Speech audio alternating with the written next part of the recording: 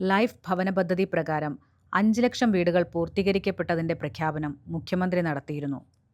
5 ലക്ഷം കുടുംബങ്ങൾക്ക് കിടപ്പാടമൊരുക്കിയ ഒരു സർക്കാർ രാജ്യത്ത് തന്നെ ആദ്യമായിരിക്കും. 5 ലക്ഷം കുടുംബങ്ങൾക്ക് കരുതലിന്റെ തണലൊരുക്കിയ LDF സർക്കാർ ജനക്ഷേമത്തിന്റെ പുതിയ മാതൃക തീർക്കുകയാണ്.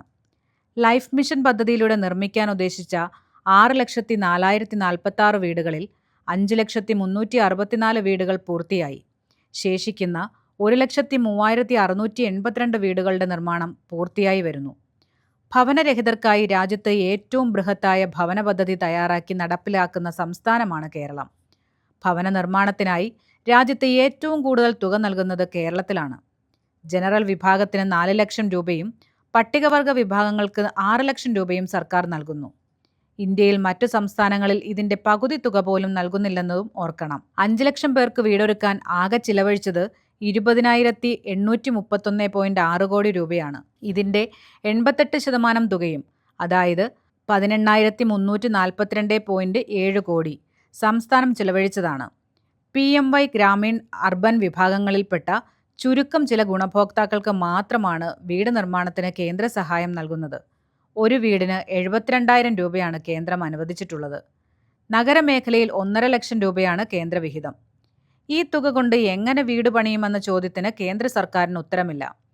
ഈ ഗുണഭോക്താക്കൾക്കും സംസ്ഥാന സർക്കാർ 4 ലക്ഷം രൂപ നൽകുന്നുണ്ട്. ഈ നാമമാത്രമായ കേന്ദ്ര സഹായം കൈപ്പറ്റുന്നവർ വീടിന് മുന്നിൽ പ്രധാനമന്ത്രിയുടെ ചിത്രം പതിക്കണമെന്ന നിബന്ധനയാണ് കേന്ദ്രം മുന്നോട്ട് വയ്ക്കുന്നത്. കിടപ്പാടമില്ലാത്ത മനുഷ്യർക്ക് വീടൊരുക്കുന്നതിൽ എക്കാലവും രാജ്യത്തിന് മുന്നിൽ മാതൃകകൾ തീർത്ത സംസ്ഥാനമാണ് കേരളം. സഖാവ് MN ഗോവിന്ദൻ നായരുടെ ഭാവനയിൽ രൂപപ്പെട്ട ലക്ഷം വീട് പദ്ധതികളാണ് ഈ രംഗത്തെ ആദ്യ മാതൃക.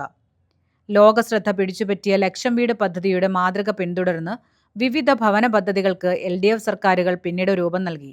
ആ രംഗത്തെ ഏറ്റവും ശ്രദ്ധേയമായ ചുവടുവയ്പ്പാണ് ലൈഫ് ഭവന പദ്ധതി. ആ പദ്ധതിയിലൂടെ 5 ലക്ഷം കുടുംബങ്ങൾക്ക് വീടൊരുക്കി കേരളം രാജ്യത്തിന് മുന്നിൽ വിസ്മയം തീർക്കുന്നു. അധികാരത്തിലെത്തിയാൽ ലൈഫ് പദ്ധതി തന്നെ നിർത്തലാക്കുമെന്ന് പ്രഖ്യാപിക്കുന്ന UDF നയിക്കുന്ന പ്രതിപക്ഷം സൃഷ്ടിച്ച എതിർപ്പുകളെ കൂടി അതിജീവിച്ചാണ് കേരളം ഈ നേട്ടം കൈവരിച്ചത്. ഇതാണ് യഥാർത്ഥ കേരള സ്റ്റോറി.